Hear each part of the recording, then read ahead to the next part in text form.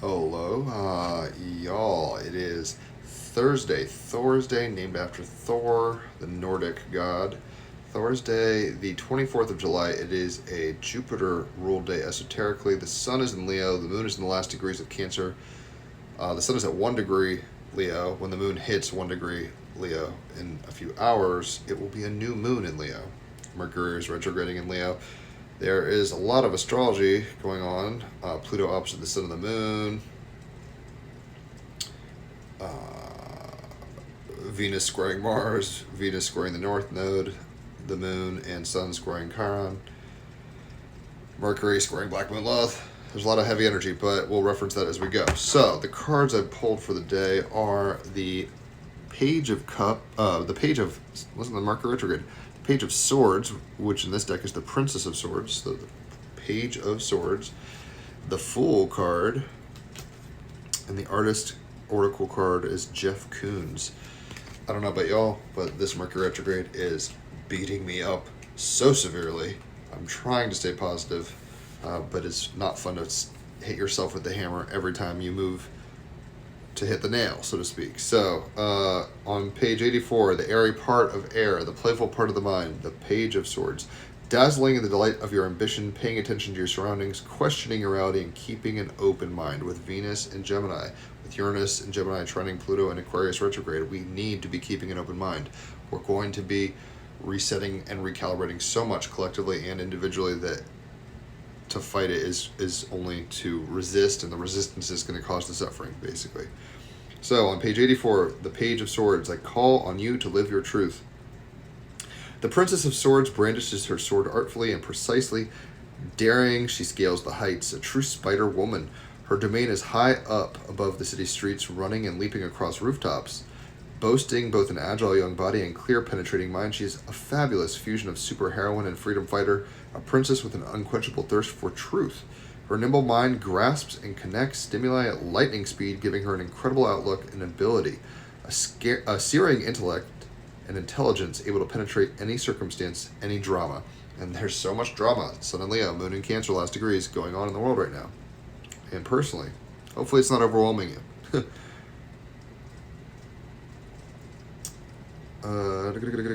So, she can root out inconsistencies and deliver a powerful argument. Mars in Virgo, Venus in Gemini, she's using her head.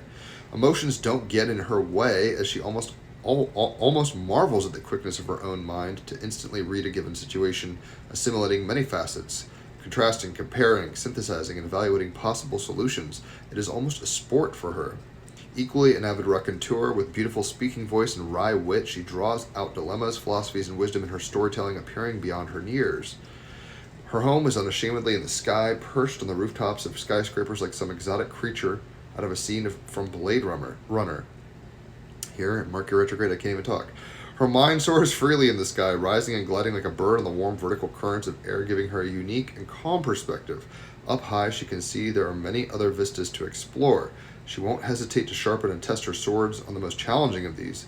Inherently hardworking, principled, and knowledgeable, she will pitch her wits in the fight for equality and justice for all. How Pluto retrograde in Aquarius, trining Uranus and Gemini. You could be mistaken for thinking this princess will indeed change something profound about the world. If only it were that simple. Those ideals, so beautifully articulated, could easily remain in the mental realm and not actually be grounded in reality. With Saturn and Neptune conjunct in Aries, both retrograde, we are having to understand ourselves and where we operate as selves in the world, and our actions. And maybe we've been, canoeing down the wrong fork in the river, and we're going to have to rethink and renegotiate our position to get to the ocean a little differently than we thought. Maybe we will have to go down the waterfall that we were trying to avoid, kind of thing. And Mercury retrograde is saying, rethink your ideas about yourself, Mercury and Leo. The Princess of Swords indicates the brilliance of the mind is at your side, an agile advocate for cutting away any obstacles as you scale the heights to success. You may be being called to review the set of principles and assumptions you are living by. Retrogrades, review, remix, redo, rethink, regurgitate, right? Retrograde, re. Those high ideals you were pursuing or once believed in might be changing. Your mindset might be changing quite a bit lately. Life is a great journey filled with setbacks, wrong turns, and dead ends, just like the canoeing in the river. It can happen. Don't expect that every path is always going to lead exactly where you expected. You're going to have to stay on your toes a little. You are being called to be an intrepid explorer, to question assumptions, values, and ideals. What is the purpose of your life? Why are you here? What do you want? How might you navigate the difficulties, inequality, and dazzling array of opportunities to realize the best of your potential? What do you think is possible from the very best of human existence?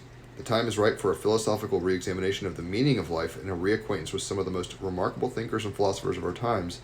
You are ready to begin walking your talk, Mars and Virgo, like grounding the ideas.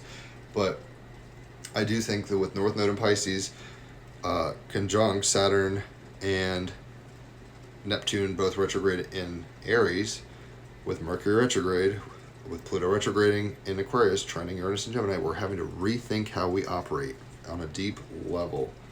So, dazzling in the delights of your ambitions, paying attention to your surroundings, questioning your reality, and keeping an open mind. If we can keep an open mind, it goes a lot further, because the clarifying card is the Fool card.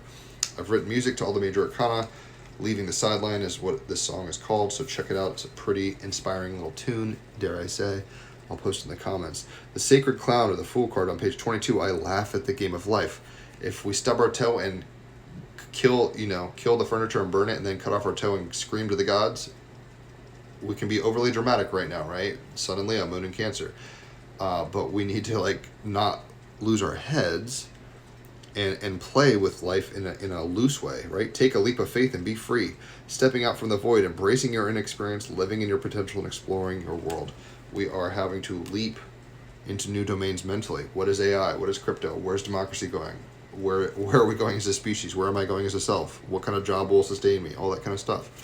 If we can laugh and play with it, holding on loosely, it will go a long way. The final card is coming from the Art Oracle deck. The wild card of the day is Jeff Koons. So, Jeff Koons is as follows. More divisive than a U.S. presidential election, Jeff Koons is either a brilliant inquisitor of consumerist culture or, as certain critics call him, the king of kitsch.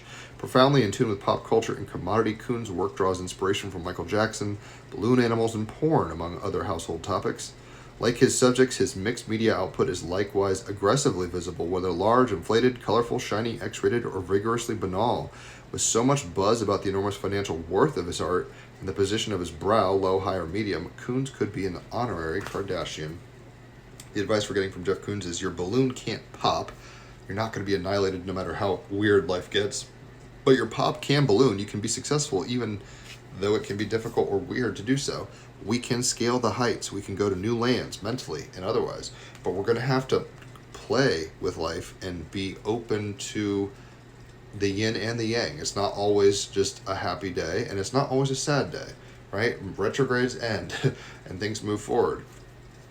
We're going to have to remap and reorient and use our minds in a very sharp way, but that's a little foggy right now, and we don't know who we are. So it's like, get back to the 0 point if you can, the 0 card, the Fool card, and know that you can. You, even when you die, you don't disappear, so you're never going to annihilate. What you are going to do is make success out of life when you reorient in a playful way. So hopefully this has made sense. If it has, tag somebody, leave a comment, share it, whatever. Leave a tip if you feel so inclined. Holler for a reading. I give a 5-star reading. So if you want 3 hours of astrology, it's $150. 1 hour of cards is $50. If it's your birthday, you get half off on either or both. And if you refer somebody to me, you get half off on cards. The last Team Rabbit Hole podcast was fascinating. So episode 321, check it out. I'll post that in the comments. And do listen for inspiration and just getting a taste of what I do other than cards. I'm a musician. Check out the song I'll post in the comments that I wrote for the Fool card. On that note, enjoy your Thursday. Try to tap into the new moon and understand that you're rebirthing yourself in a very new way. The new moon and sun are opposite. Pluto in Aquarius, which is retrograde. So it's like we're going to have to reinvent the wheel a little, but the hub of the wheel never changes. You are, in some sense, a hub of consciousness that will develop over time. How do you play with that? Enjoy your Thursday. I'll catch y'all on the flip side. Adios.